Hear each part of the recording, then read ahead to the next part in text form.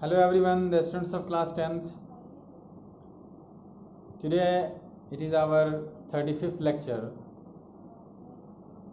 and in this lecture I am going to give you some questions related to the story His First Flight.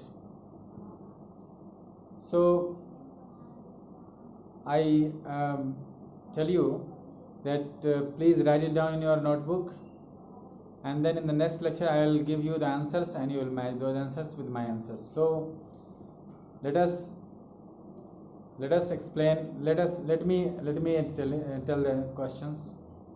The question number 1 is, who is the writer of His First Flight? His First Flight के writer कौन है? Second one is, about which bird is described in this chapter? ये जो हम लोग first flight chapter है, इसमें किस बर्ड के बारे में डिस्क्राइब किया गया हुआ है? Question number 3 is, who had been afraid to fly? कौन जो था वो डरा हुआ था उड़ने से? Question number 4 is, why could the young seagull not move from the ledge? Why could the young seagull not move from the ledge? Who was only moving? Question number 5 is, who was only giving attention to the hungry seagull? Question number 6 is, who came to the seagull taking a piece of fish?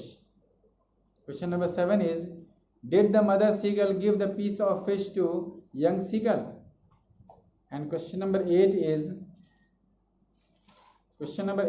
what happened to the young seagull when he could catch the piece of fish from the what happened to this young seagull when he could not catch the piece of fish from the beak of his mother? जब वो नहीं पकड़ पाया तो क्या हुआ?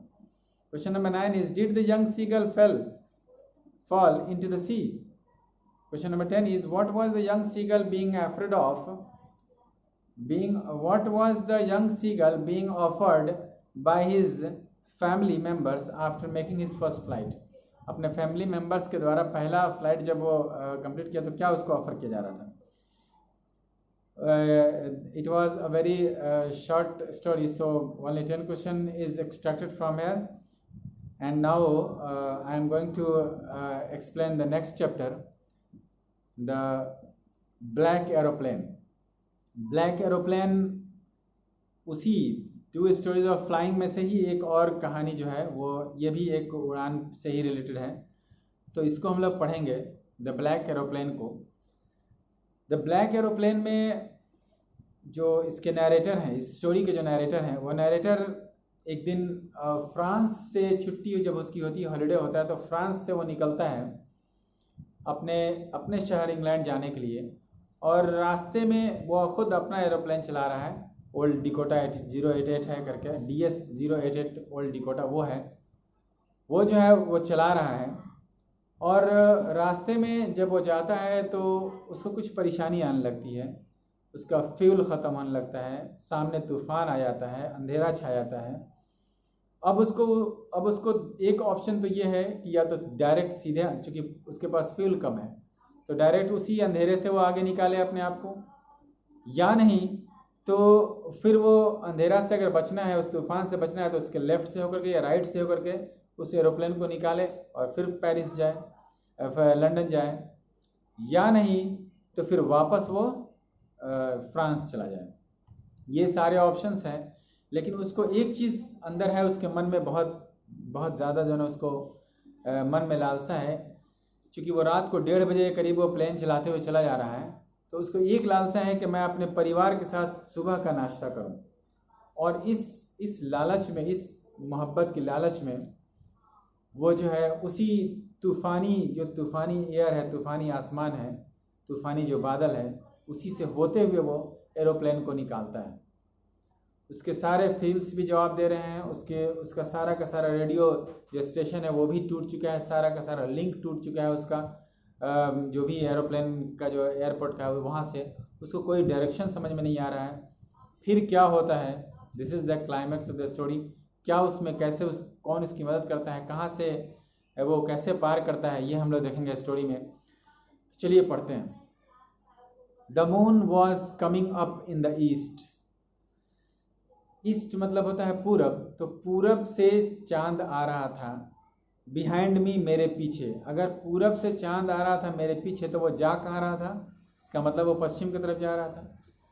And stars were shining in the clear sky above मी, और तारे चमक रहे थे साफ आसमान में मेरे ऊपर, सर के ऊपर। There wasn't a cloud in the sky, एक भी बादल नहीं था आसमान में। I was happy to be alone high up above the sleeping countryside, मैं खुश था अकेला उस सोए हुए शहर के ऊपर, यानी आसमान में वह प्लेन चला रहा था। तो I was flying my old Dakota aeroplane over France back to England, मैं उड़ा रहा था अपना पुराना ओल्ड डिकोटा एरोप्लेन फ्रांस की तरफ फ्रांस से उड़ा रहा था, और मैं जा रहा था कहाँ, इंग्लैंड जा रहा था।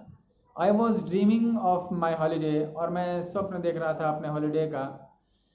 And looking forward to being with my family, और आगे ये भी देख रहा था कि मैं अपने परिवार के साथ होऊंगा। I looked at my watch, मैंने अपनी घड़ी पे देखा, 1:30 इन द मॉर्निंग, 1:30 यानी 1:30 बज रहे थे, 1:30 हो रहा था मॉर्निंग का। यानी ये जब भी 12 बजे के बाद रात में फिर वो मॉर्निंग ही कहलाता है, AM हो जाता है इसलिए।